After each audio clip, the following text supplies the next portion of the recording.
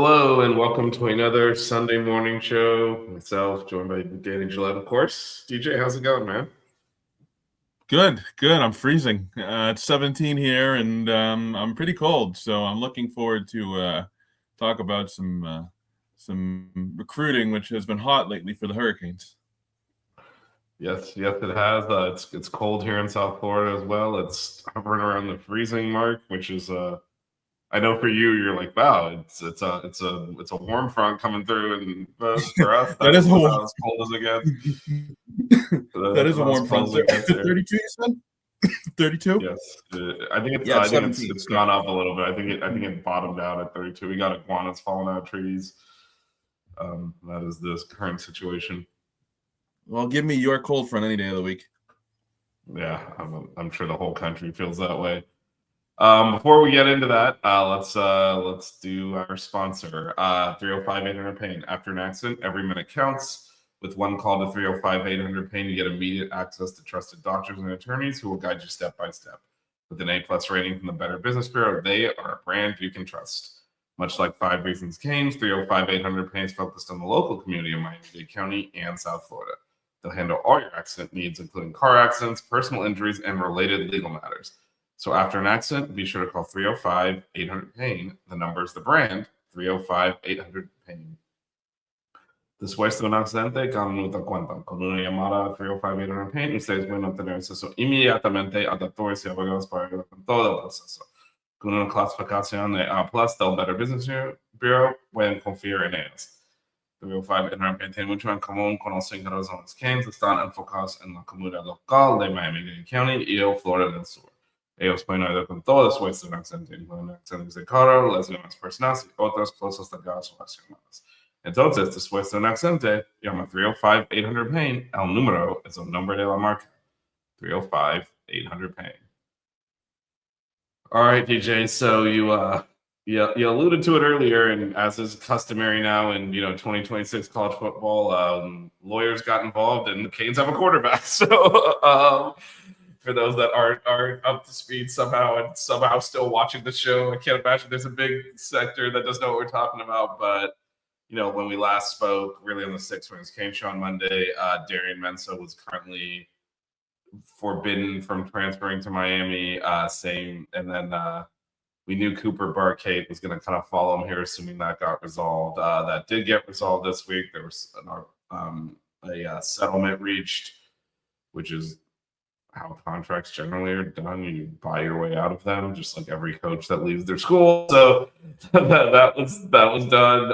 And then pretty quickly, Mensah and Barkate committed to, obviously handle the quarterback and wide receiver positions. There was also a commitment in the safety room from Conrad Hussey, formerly of FSU, and then Oregon State, and now back down to South Florida. Shout out to J-Rock. We're going to talk a little bit about maybe some concerned positions, given that the quarterback's now been addressed. Good morning to you. Good morning to Lenoris. We get our normal. Our friends of the show at this point. Hey, what's going on, guys? Yeah, Lenoris and J-Rock are definitely friends of the program at this point. But DJ, so now that we can finally confirm Darian Mensah is here, what kind of quarterback did the Canes acquire? They're getting a quarterback with a really good arm, really good pocket presence. I think he can, he's not necessarily mobile in the sense that he only uses his legs and he can't throw the football. We see a lot of quarterbacks that are strictly runners. He's definitely not that. He's a guy that can extend plays. I mean, we saw it firsthand, I believe, 2 years ago against Duke, and he was able to make some really strong plays. You're also getting a guy with, I believe, multiple years of eligibility versus a transfer portal quarterback with only 1 year, and then he's gone to the draft or wherever. So that should help too. And they're getting an electric playmaker. And just, from a watching standpoint, as someone who watches the games, I'm excited to see what he does in this offense, because to me he brings not the same level of production or the same level of play necessarily, but a Cam Ward like element to the offense. And I loved watching it when Cam was under center last year, and I also loved watching Beck for different reasons, but I loved the mobile quarterbacks and the strong arm quarterbacks. So he brings that to Miami, and for me, and I know I said it already, but I think the multiple years of eligibility is huge, especially for a program that is going to try to continue to build this thing out with younger quarterbacks who may not be ready to take the reins yet. So it's interesting you brought that up. I can't imagine if this year goes well, he's still here 2 years from now. Good point. I don't know that he'll. I think he's a 1 year still, even though he can technically play 2 years. I mean, if you it look, doesn't he's go done it well, everywhere. then He's done it I at can't Tulane. imagine. He's done it at Duke. Like statistically, like 22 touchdowns, 6 interceptions at Tulane, 34 touchdowns last year against Duke. You're probably right. I probably misread that, but he does have the option, I'll say, to stay multiple years. But Yeah, he does. He does. And to to Lenore's point, stay healthy. If God forbid, there's an injury that requires him to come back, then he has that option, which is good. It's similar to what actually last year's quarterback Carson Beck did, right? He was going to go pro until his arm got ripped off in the SEC championship game, and he had another year, so he was able to come back. So it's good to kind of have that, in your back pocket because you never know. So to your point, AJ, that's a good option. Just that it doesn't hurt to have it, but I feel like if he plays well in the season, goes well, then he'll probably be the third Kane in a row to be drafted. So as a quarterback, which we didn't have one from. I mean, I think Dorsey went in the 7th round. No, it's been a dry spell up until these. Yeah. So I think that should probably be a late round selection, but he'll probably get drafted. Mensah would be probably top 3 round selection right now. So, so he'll definitely get drafted. Beck's actually the questionable one, but I think he'll probably go late in the draft. With that said, so the Canes addressed that was a huge. I mean, it was kind of funny, right? Because DJ, we've been talking about need positions. We're going to dig into a couple of them in a bit. We kind of glossed over quarterback because everyone just assumed once Mensah entered the portal, he'll eventually end up at Miami, and he did. But this does plug a massive need because the only other players on the depth chart now are Jed Anderson, and then Nickel and Coleman, who have not really played at all. I mean, Coleman just got on campus. Nickel, I think, took 1 snap last year or something like that. So this is a huge gap filling, without which I think it's hard to see a path to a similar quality season as this year, next year without this addition. I think he's one of the best quarterbacks in college football. It's the 3rd year in a row the Canes have been able to do that. So just it's outstanding work. I know there's a lot of hurt feelings, especially in Durham, about how this went down. I actually don't care, to be honest. This is the business.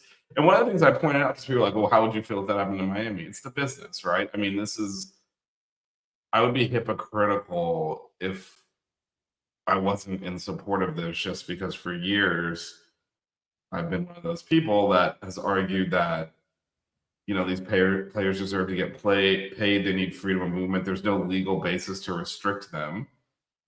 The NCAA doesn't have any kind of legal reason that they're allowed to just hold players to the school and, not allow them to get paid. So now that they're allowed to move, I really don't have an issue with that. And you know what? I know it's not the quarterback position, but sure as shit, our backup tight end was standing on Indiana's sideline in the national championship game. I mean, we've dealt with it. Like, literally, he would have played a lot with Lofton injured, and he was on the opponent's team, and he was on our team the whole season. And you know what? We dealt with it because that's the system. Like, I feel like there's just a lot of, when Miami benefits, there's a lot of people that get upset over it and start, calling for and start acting in ways that they never do with other schools. We also saw this last year with Xavier Lucas, where still no one has explained why Wisconsin's not gotten in trouble for violating NCAA rules and not entering the portal when they have to. Duke entered Mensah in the portal and then sued to prevent him from joining another school because you absolutely have to enter the kid in the portal. And Wisconsin we're not doing that because he's going to Miami like that. I don't know what's going on with all that, but this is the business. I get that Duke was negatively impacted, but that is business, and that happens. It's no different than any other business that you're in. When people get better job offers, they take them, and then you as the people that loses, we got to deal with it. That's how everything works. I don't know why football is some kind of delicate situation where that's so upsetting, but apparently it is. Well, it's upsetting to the people who haven't come to grips with the fact that it's now becoming more like NFL free agency than an actual see these players for 4 years, watch them play, and then send them off. I mean, these rosters are going through year by year construction, and I get why people are upset about Mensah over at Duke, but at the same time, like you said, he took a better job offer. He's going to go to a place where Mario Cristobal has now been able to successfully develop multiple quarterbacks, and who can blame him? Yeah, and it's just. Although I don't know if he's developed. I should say identified talent, and elevated their game. I don't know if develop's the right word because I think. I mean, it's hard to say, right? I think. Yeah, I mean, did he develop? Did the kids develop Cam Ward? I don't know, but he was not the number one pick in the draft until he showed up in Miami, right? So give them the platform. I'll say, how about that? Because I think but I don't think he was even. I mean, he was projected as like a mid to late round pick, and to go from that to the number one overall pick is pretty astounding. Now, maybe like you said, maybe develop's not the right word, but I feel like it allows them to showcase their talent. Yeah, there we go. Because I don't. I mean, he had plenty of film. You remember Incarnate Ward and then Washington State. They had plenty of film on him. It wasn't like he didn't play a lot before he got to Miami, but whatever he was able to show here made him the number one pick. I think that's a little bit different again because his arm was broken and ripped up.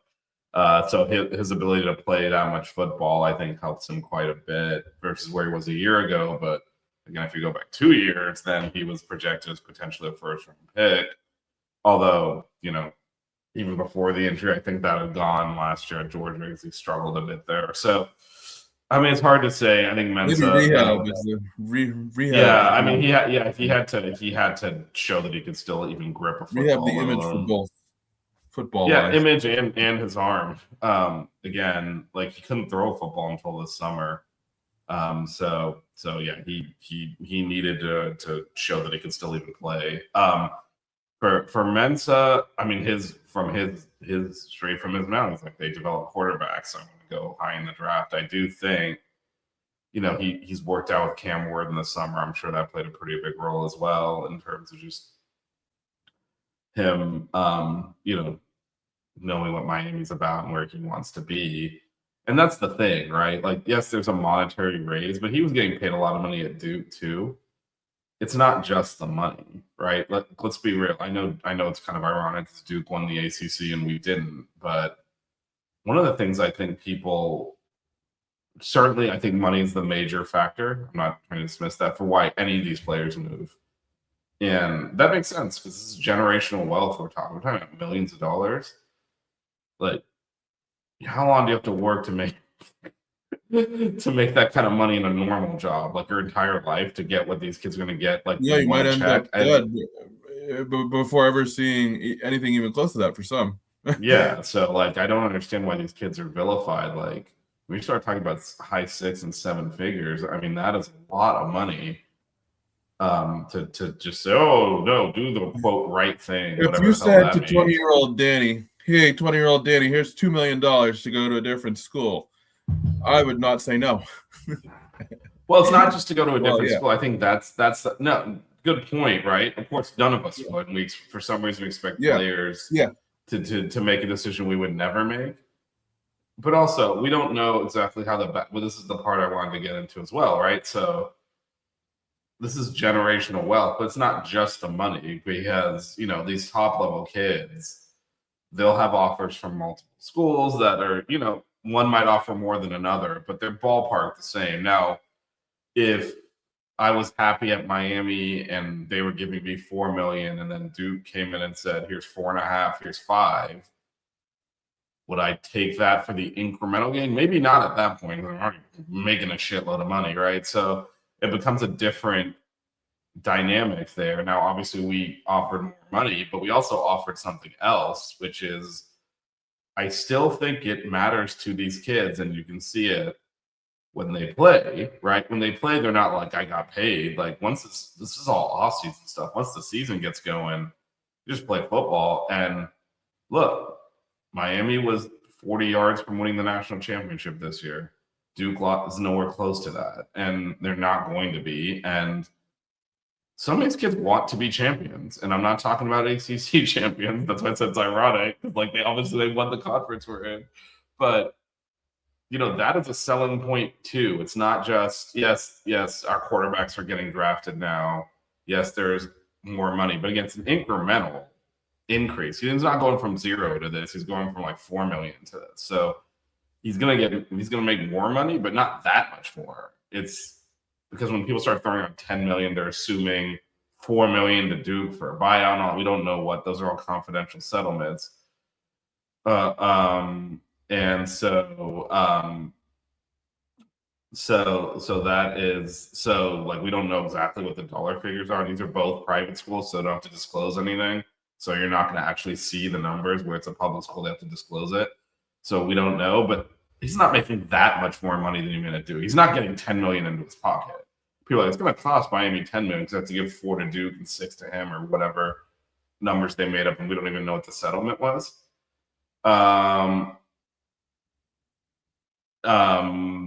So like whatever that is, but it's not just the money. It's the, like you said, dude, it's the platform Miami provides, but also these kids do want to win championships. Like they want to be national champions. Like they do want that, and Miami provides them that opportunity, and Duke never would. And that's the reality of it. And we've had kids leave for the same reason the other direction when we stunk. Like they're just like, no, I'm gonna go to Bama or Georgia where I can actually win. And you saw some of them making fun of us when Georgia won the SEC championship, and then karma came fast for those three. But but I mean, some of those kids did leave for that reason. Yeah, but they didn't do shit at Georgia. But some of those, there is something to be said for. I still think, as cynical as I am about the monetary aspect, I still think there is an element of you want to be part of a winning team, you want to win championships, you want to play in championship games, you want to play in playoff games. Like, you're going to get paid somewhere. You want to do those things. And I think that's kind of dismissed a little bit too. Like, it's not just money. If another school came in and offered him a raise, I don't think he enters the board. It's because he can win championships in Miami. So I think that's kind of a factor. In terms of this comment, yeah, this is, and I know he said they entered him at, I think he meant that night. So what did it, just for some clarity on the portal, because his comments are right, but there's a context there. They have, so when the player even has a deadline to enter the portal, but the school has 2 working days to enter them into the portal. And that's why after the portal closes, even you see them trickling out, because they do have 48 hours to do that. So Duke sued on 6 separate items. One of them was, we don't want to enter him in the portal. They lost that and were forced to enter him by the deadline. So they tried to get out of doing it. That is a correct statement. But the judge actually ruled before the deadline for them doing it passed. So we don't know if they would have just refused, but the judge said you have to at that point.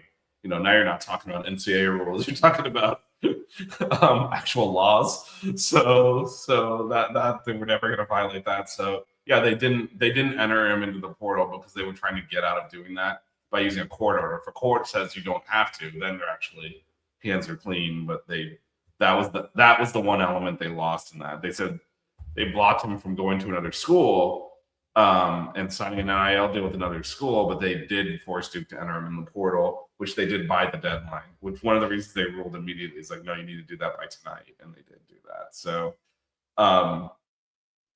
yeah. So as always, best thing we love about football is the lawyers. So. But anyway, so yeah, they did try to get out of it, but they didn't do what Wisconsin is like, we're just going to pretend like he didn't enter the portal because we feel there's tampering, is what they said, which That's now in court also. But if you look at the countersuit, Miami did submit evidence because they sued Wisconsin back, which factually disproves some of Wisconsin's claims. But anyway, that all I feel like will just go away at some point.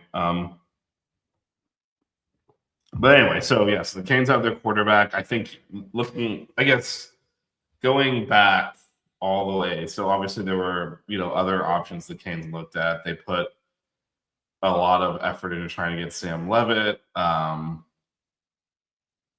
how do you think Mensah rates in terms of all of like the other potential candidates that the Canes looked at? I think he's a top 5 candidate. I know Sam Levitt, is obviously a heavy hitter, and I think he would have been great here too. But when you look at the quarterback portal market and you see some of these dollar figures being thrown around, and you see, after Sam Levitt and Brendan Sorsby, who went to Texas Tech and got paid by a school that had a billboard in Times Square, then you kind of look and assess the rest of your options. And I think Mensah, he's not a name that you necessarily hear on a national level, but I think he is just as good, maybe even better than Sorsby, and Levitt, in my opinion, is a step above those two. But I would put Darian Mensah before Sorsby and just below Levitt. Yeah, that's interesting. So first of all, shout out to Canes up, Knowles down. It's 18 where I am, Canes up. So yeah. DJ has no. I agree with you, my man. It is free down here. DJ has no sympathy for us. That's a warm front down there. I want that. So I would say, to your point, DJ, there were kind of 3 quarterbacks the Canes looked at before Mensah. Levitt, Sorsby, and then Ty Simpson. Obviously, they tried to entice out of the draft, and that didn't pan out. And I honestly, I think I would take Mensah over them. I think he brings a little bit more dynamism to the position. First of all, I'm concerned about Levitt's health. We just went through that this year. Fortunately, you could even see throughout the season, Carson Beck's arm strength never fully came back to what it was at Georgia.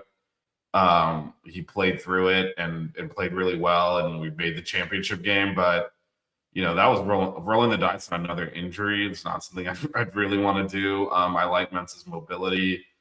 And then Ty Simpson, I know he's going to get drafted high, so obviously he's got talent. I'm missing something there. I'm not a huge fan. I didn't see anything there where I was like, this is who you need to dump that kind of money into. He's a quarterback that fits very well into the Alabama system. See, Mac Jones, Tua, and there are certain guys that can break out of the Alabama system and translate well into the NFL and things like that. And not even just the NFL, but translate and be a polished quarterback. I did not see that with Ty Simpson. Yeah, I think. Yeah, I obviously I wonder how much. So the context of the question I asked you, I wonder how much Mensah's status, if he had just been available, how far up the Canes target list he would have been, because the whole legal rigmarole that ended up coming out of that, I wonder if they prioritized some other kids ahead of him just to avoid that mess, because now it's now in hindsight they extricated him or he extricated himself, but it certainly wasn't a smooth process. And I think I'm wondering if there was an element of, hey, we can get Ty Simpson now, it's painless. We get Sorsby was at Tech a while back, but if they'd gotten him, it would have just been a normal situation. Same thing with Levitt. I wonder if that kind of colored the order in which they pursued these, because if Mensah was just on the open market, I don't know that they would have hesitated and waited till the last minute. Yeah, but I think he brings different things to the position. First, I wasn't a big fan of Sorsby either. I know a lot of people were. I mean, I saw him play a few times and only against good teams, so it's Yeah, probably no, I best saw not him in the to. opener because my favorite Big Ten team played them in the opener, and he had a lot of mobility. His arm was meh, and it's Big 12 competition. I mean, so there is something to be said for that too. And the Big 12 does have some great teams, but it's a step down, I think, in comparison to even the ACC. And so, I mean, I loved his mobility. I loved, he could get the ball out and throw really well, but I just don't know how that would translate to a much tougher league. And his mobility, the Big 12 is not exactly known for stout defense either. So I'm wondering, how that would have translated here, and I don't know if it would have translated as well at Miami. Yep. I agree. I think yeah, I think so. And again, Levitt's hasn't been healthy. And so there are questions there as well. So I'm happy with the guy that Kane's got. I think he's kind of what they need to continue, frankly, compete for a championship next year again. Came up one, came up 40 yards short this time. I think he's good enough to put them back in that spot again. So that as we mentioned, there was kind of a package deal here. So the Canes also acquired, as Kenty said, shout out to Kenty. We'll talk coaching in a second. But Cooper Barkate, also Duke's leading receiver, one of the top receivers in the ACC last year, came with Mensah. So, DJ, what kind of receiver are the Canes getting? Where do you see him kind of lining up? Obviously, it's him and Malley for sure are two of the top receivers on this team. But how do you kind of see him fitting in here? Well, first of all, very good player.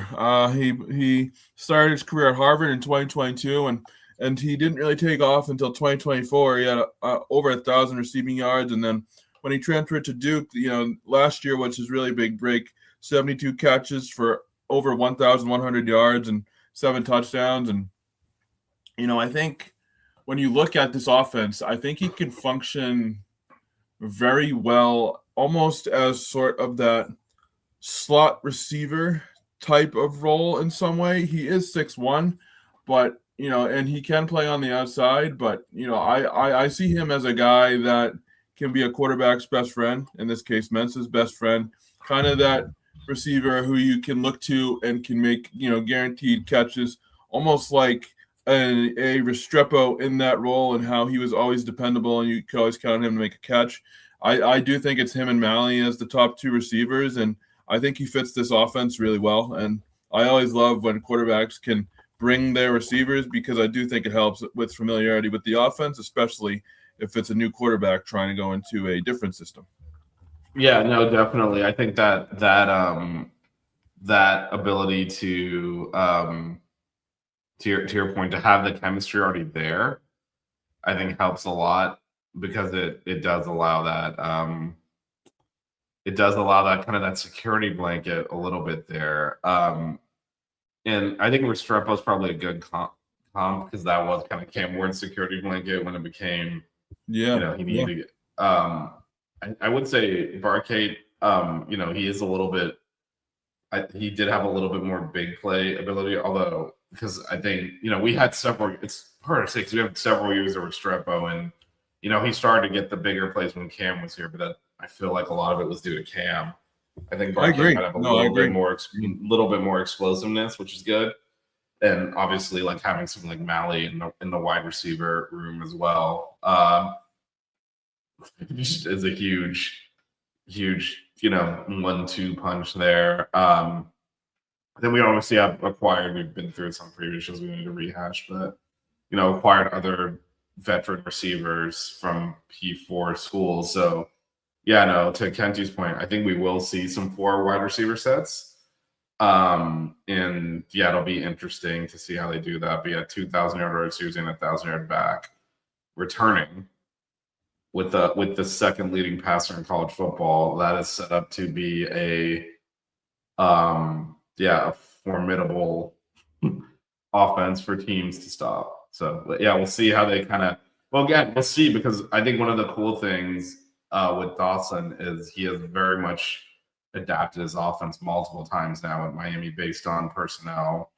So we'll get to see kind of what he does with these weapons because this is probably its deepest skill position team in terms of receivers and running backs that he's had. So we'll see how he works that together because it is kind of loaded across the board there. You think the receivers here this year are deeper than the ones with Cam last year? Yeah, I actually think last year's receivers are better than the ones we had with Cam. If you look at, I think Cam did a lot of work there because I think if you look at, I would have taken. I think Keelan and CJ were the equivalent to what we got from Jacoby and Zay. And then I think Mally's just an animal. I don't even know what to say about Mally. He's so good. Yeah. It's ridiculous. Like I think Strip was like one of the leading, if not the leading receiver in school history. So no knock on him, but Malachi Tony's another level of just. Yep. And so yeah, I would nudge it that way. But I think this year we've got Malachi back. Obviously, we've got 3 really productive P4 receivers there, and then the running back room is so deep. It'll be interesting because again, one of the things we spent a lot of time on this show over the years talking about should we be running more, should we be throwing more? And 2 years ago it was like maybe we should have run more, but how do you not let Cam Ward throw the ball? This year was kind of why we definitely should have run more, and then why are we running so much? I mean, we went through a lot of emotional crisis this year on the way to the championship. The Bills seems like you're running too much, and then it was like, why are you running more? So we kind of went through that. This year, it feels like in 2026 you might have to, maybe there's not a bad choice there given the running back room and the receiver room. With that said, there is an area where the Canes did take a step back. I think we can all agree. And then J-Rock mentioned this earlier. Everyone's freaking out about the offensive line. DJ, what are your thoughts on the offensive line? So lost 4 starters. Maui Noah's going to be a first-round pick, a top 15 pick probably.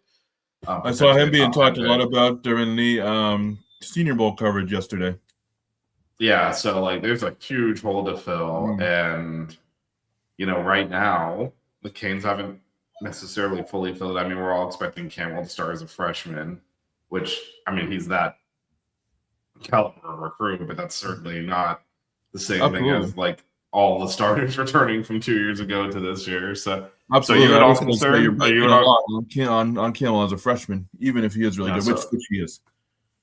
So are you concerned, I guess, about the offensive line, or do you think they still need to address this somehow?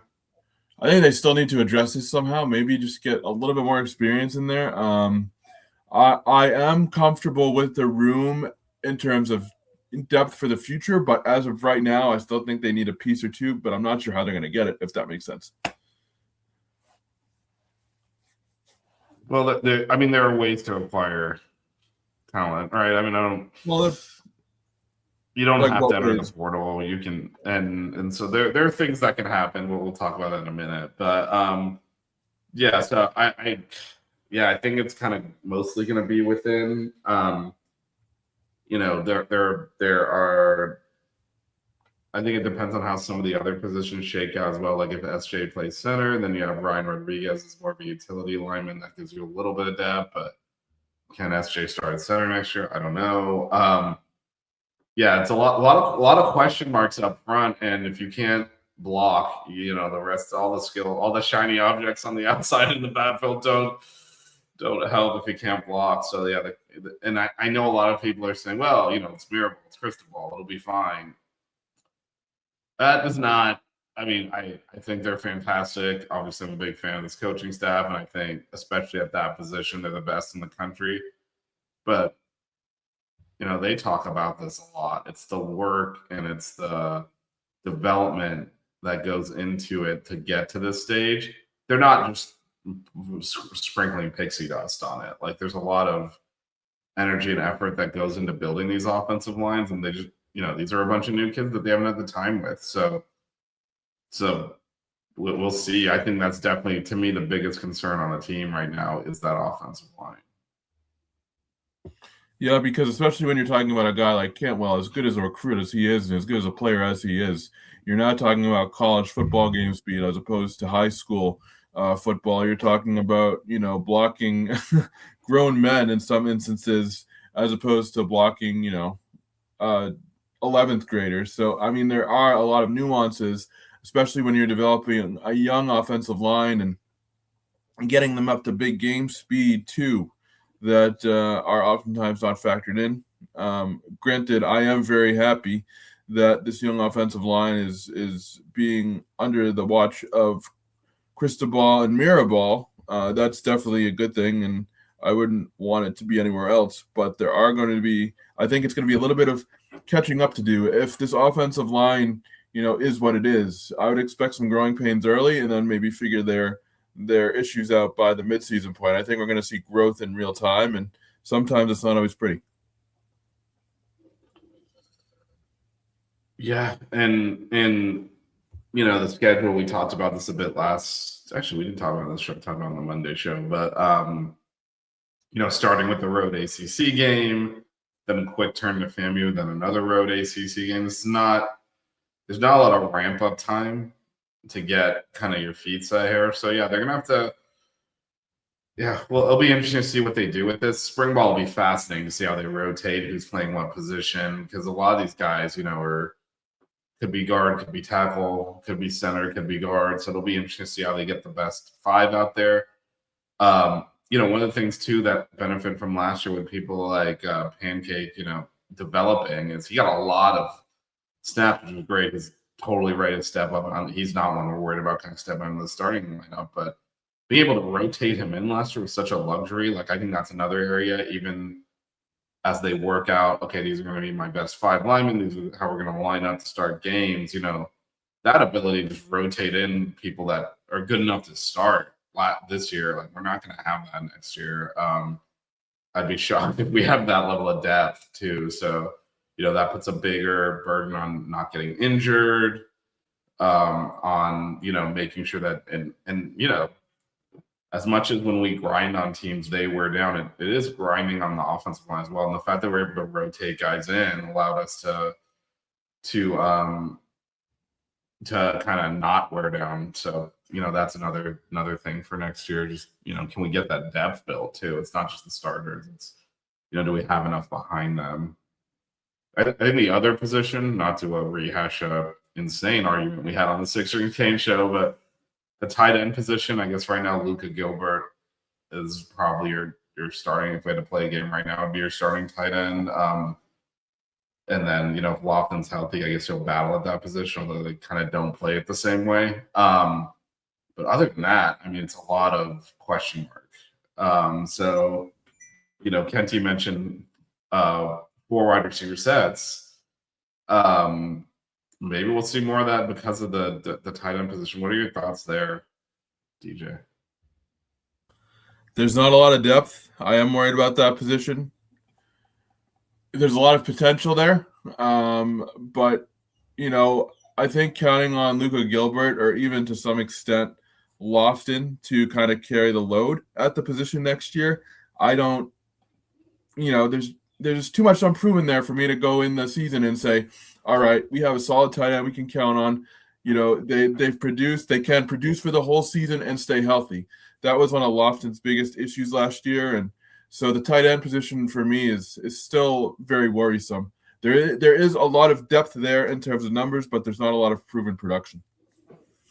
Yeah, and I think that's probably the best way to state it. There's the depth, but the production. I mean, none of these guys have played significantly at the actual tight end position that the Canes ask you to do, right? We have not all, we just don't have that. And one of the things the Canes also like to do, and this is, also feeds in the offensive line discussion, is when you get into these short yards, just go to multiple tight ends, or, deputize an offensive lineman as a tight end to really get some muscle behind these short yardage running situations. And that's going to be a challenge as well.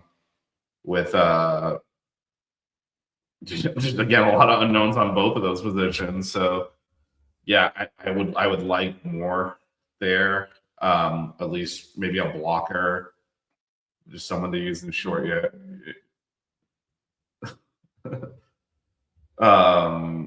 So it's short yardage situations and that kind of stuff. Maybe just if they can get another or convert one of the linemen, it's like a short yardage tight end, someone that's made further in the depth chart. Because I do think that part is definitely lacking. That short yardage, we can just unload the muscle. I definitely agree, and I think tremendous athletes and tremendous.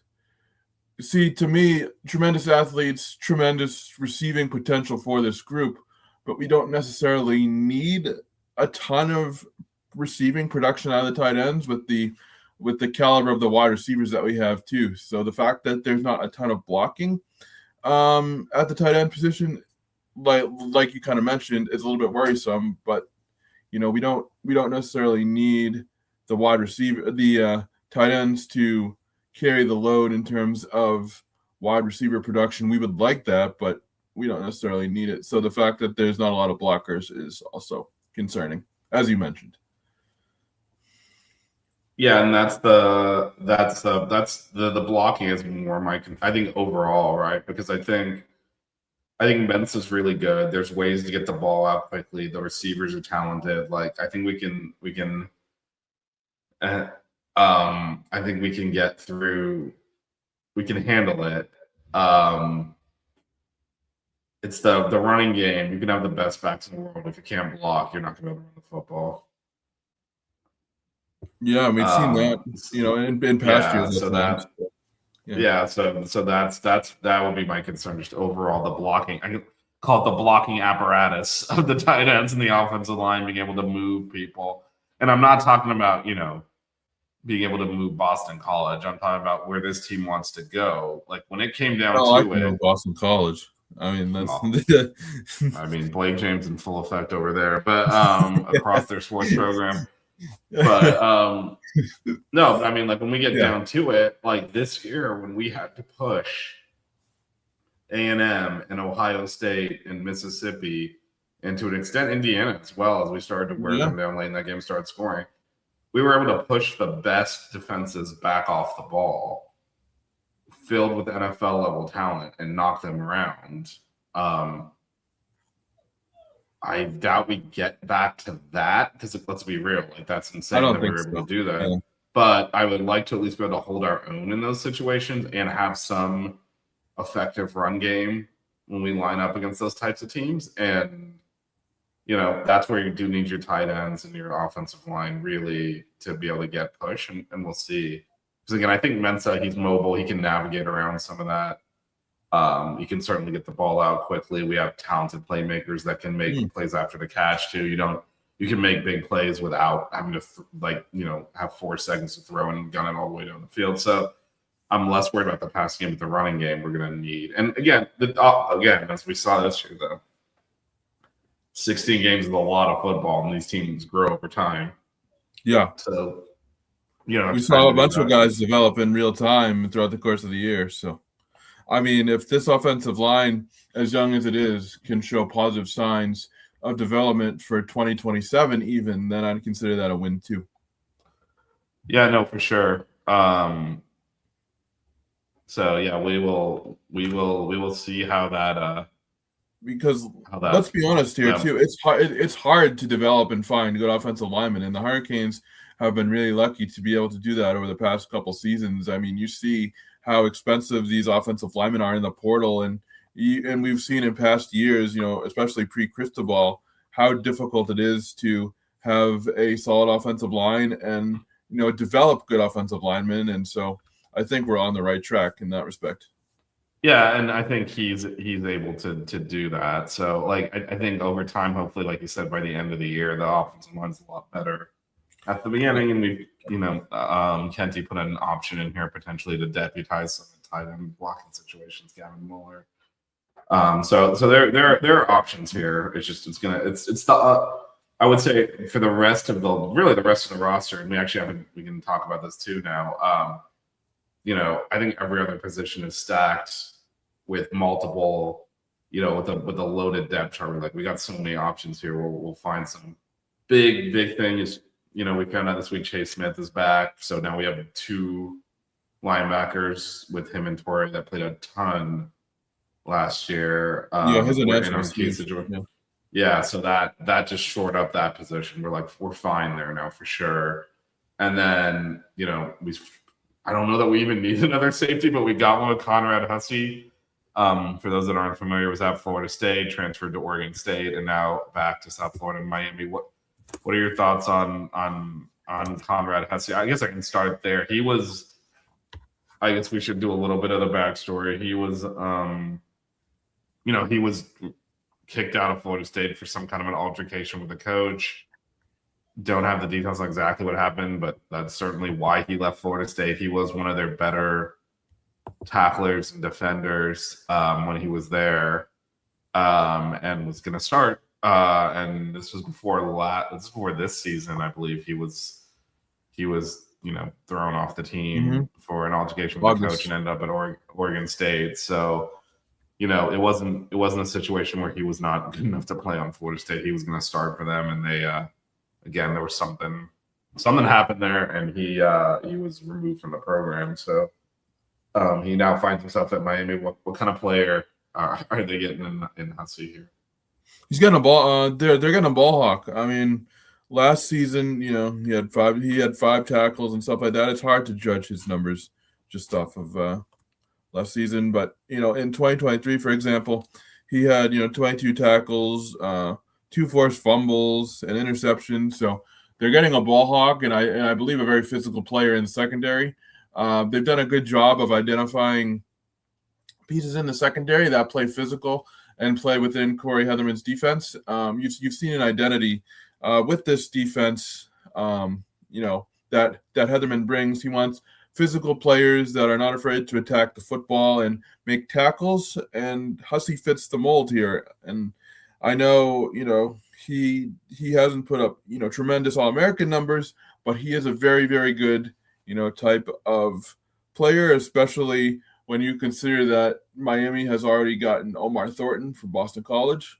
And, having him and Thornton and, those 2, plus you have, a bunch of other guys as well. Adding those 2 to Poyser, Bryce Fitzgerald, you've got a lot. And that actually, DJ, that does, so good point, and that does lead me to, last week we talked about how Thornton could potentially play some in the box as well. I think this is, maybe another indicator they plan on using it there. Yeah, I would agree.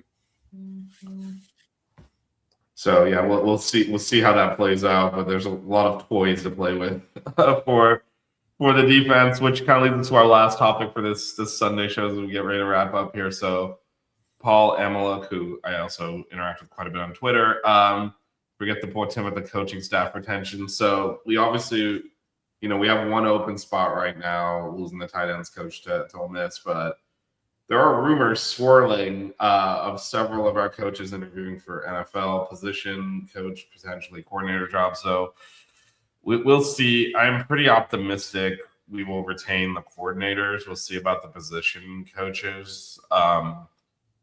There are interviews happening though as these NFL staffs fill out now that their head coaches are mostly in place. So your thoughts, how big of a loss would it be, I guess? Let's assume the coordinators are still here, but if they can't start losing some of these position coach guys, DJ, how big of a loss would that be at this juncture? I think it would be a massive loss at this juncture, because you're talking about a coaching staff that has, led this team to a national championship and has the experience of playing in battle-tested games. And it's very hard to get a coaching staff that understands that and has been through that before. And, they're great developers of talent. They're great. They've been great at identifying, particularly this year, the things that work and the things that don't, and adjusting on the fly. So I'm not going to, put on my Miami hat here as much as I have one on and say, oh, it's no big loss. They'll find others. I think these would be big losses.